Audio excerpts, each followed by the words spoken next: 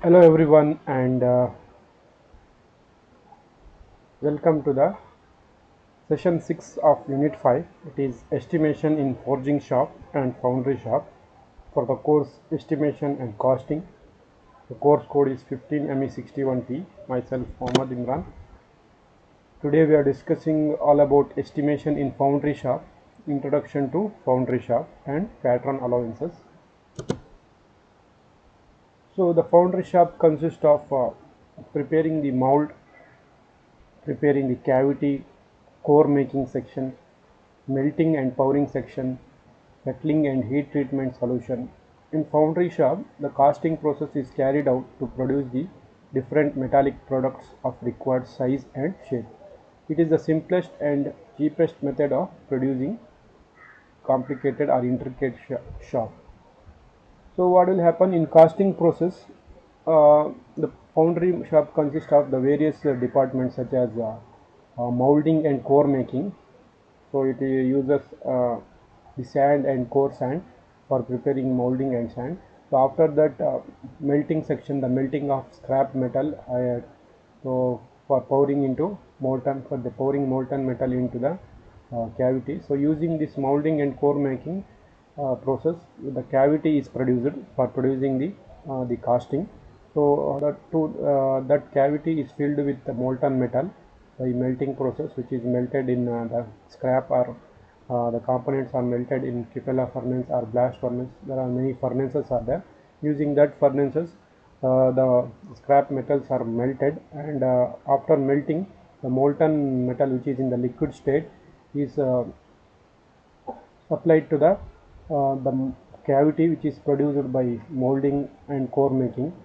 After pouring process, the fettling is done, so to provide cooling of uh, the cavity, and after that the heat treatment process. After the component is produced, it is having some undesirable properties such as softness and brittleness, and residual stress are formed. So these are removed by means of heat treatment process after the products are manufactured from casting process.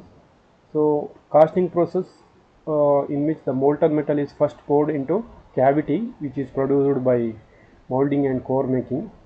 Uh, for this purpose, the mold of desired shape and size is formed by pattern. So this mold and the core are produced by means of pattern. So this pattern is either be made up of wood or plastic or shell. So they are wax, plastic, plaster of Paris. So different materials are used for making pattern. So the pattern size is always somewhat greater than the casting required. Why? Because various allowances are considered in foundry shop. That may be the machinery allowances, the shrinkage allowances, and the um, shrinkage allowances, machining allowances, draft allowances. So these allowances are considered. So the actual pattern size is always uh, greater than the component, the cavity size. The component size is always uh, the size of the casting is slightly smaller than the pattern, and therefore the compensate this, the size of the pattern is made larger amount by so the component of the size of the pattern is always somewhat greater than the casting required. Why? Because it has got various allowances, so you have to add the various allowances to the pattern, to the original casting size, so that its size will increases. So these allowances include shrinkage allowances, machining allowances, and draft allowances. The pattern is a model of the products to be cast. So it is a replica of the casting to be produced. So it is used for producing cavity um, in the sand by means of molds. So the products to be produced by an equal amount to the sum of allowances considered as shrinkage allowances, draft allowances, and machining allowances, etc. Pattern is made up of either wood, plastic, wax, or plaster of Paris. So in simple, in foundry shop we are doing casting process. The methods of casting process include The preparing mold and core by using molding sand, the cavity is produced. So to that cavity, the molten metal is poured by means of the blast furnace or cupola furnace, where the scrap metals are melted, and in the liquid state it is transferred to the cavity produced by means of molding and core. So after that it is allowed for solidification. So after that the felting process is carried out, and after the component is cooled down and the components are produced, it is applied for heat treatment purpose to remove the residual stresses and various undesirable properties of the components. So this is the process of the foundry shop. So the size of the pattern which is used for producing cavity is always greater than the size of the casting required. Why? Because the various allowances is need to be considered while making the pattern. For example, the machining allowances, shrinkage allowances, and draft allowances. So the pattern is the replica of the casting to be produced. So it consists of an size equal to the casting size plus the various allowances. The pattern is made up of the materials such as wood, metals, wax, plastics, and plaster of Paris. So next, the pattern allowances. The important pattern allowances are contraction or shrinkage allowances. Next is machining allowances. After one is drafting allowances. Then still there are many allowances are there. So these are three important allowances. So contraction or shrinkage allowances. As you know that whenever the material is cooled, it will reduces its dimension. It will contract. So that allowances is need to be considered while making the pattern. Why? Because the molten metal which is poured into the mold cavity is at a very high temperature, more than 1000 degree or 1500 degree centigrade temperature is there in the molten metal. So what will happen after this molten metal is allowed to solidify or cool, the actual size of the casting produced will solidify or contract because of its cooling down.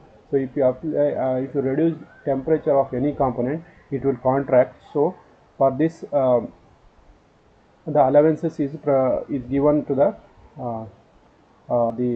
pattern. So why to accommodate this, the various allowances provide as a shrinkage allowances. So the rate of the shrinkage allowances for different metals are as follows.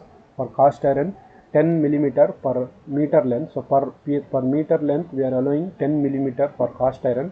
Aluminium 15 millimeter per meter length. Brass is 15 millimeter per meter length, and steel is 21 millimeter per meter length. So these are the allowances, shrinkage allowances provided on different materials. Different metal contracts during cooling at different rates. So these materials will contract at a different rate depending upon the materials we are pouring into the cavity. The molten metal we are pouring into the cavity, we are providing shrinkage allowances. It is not same for all the material. So it depends upon the materials to be metals used for molding producing casting. So next is machining allowance. So the component produced from the casting process is rough. So it is having the unmachined surfaces. So it is having irregular surfaces. So if you want to use the component which is produced from the casting process is used in precision tolerances or precision accuracy, then the machining is need to be done on that surfaces.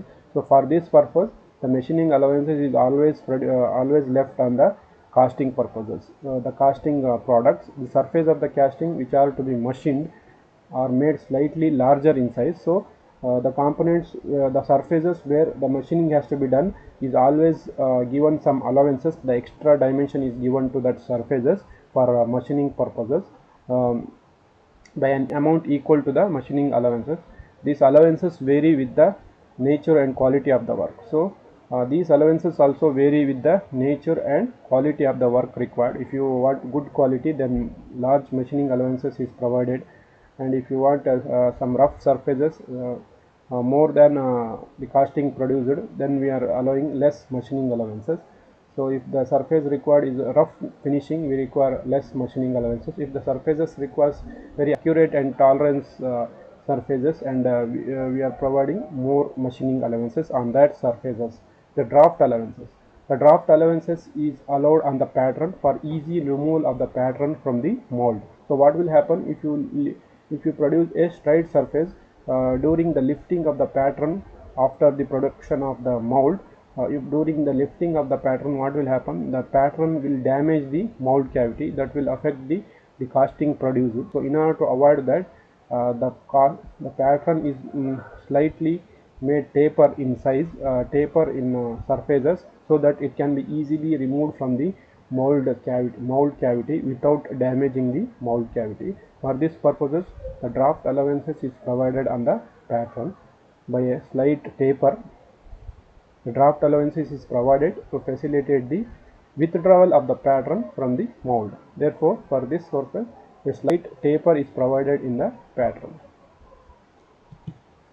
Estimation in foundry shop. So what are the estimation, what are the components included in the foundry shop is materials cost, labor cost and on cost.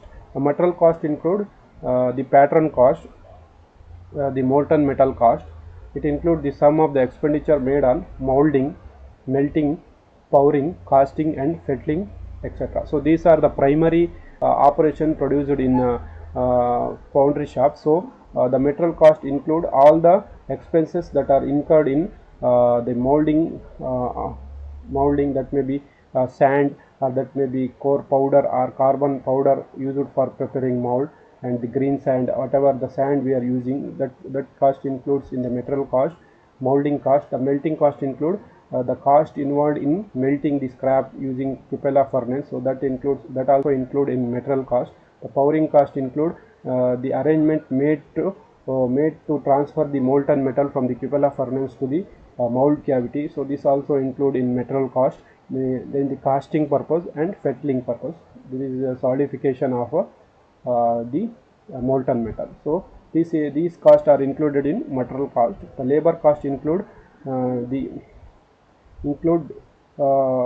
sum of the salary or wages paid to the operators or the laborers who are working in the above said department, that may be melting department, molding department, powering department. So the salaries paid to the persons who are making pattern, the salaries paid to the persons who are doing molding, the salaries paid to the labor who are doing melting operation, and the labor who are doing powering operation, and the persons who are doing casting and fettling operation and heat treatment operation. So all the wages and the expenses paid to that persons are included in the labor cost. So on cost include all the other expenses other than the material and labor cost, that may be water cost for cooling purposes, or that may be glasses used for safety purposes, or that may be aprons or shoes, or anything safety equipments and other expenses which are used in the foundry shop other than the material and labor cost. That may also include the salaries of the administrative persons, or the transportation charges, whatever the charges that comes other than the material and labor cost in the foundry shop are included in on cost or overhead charges. So thank you for watching this session.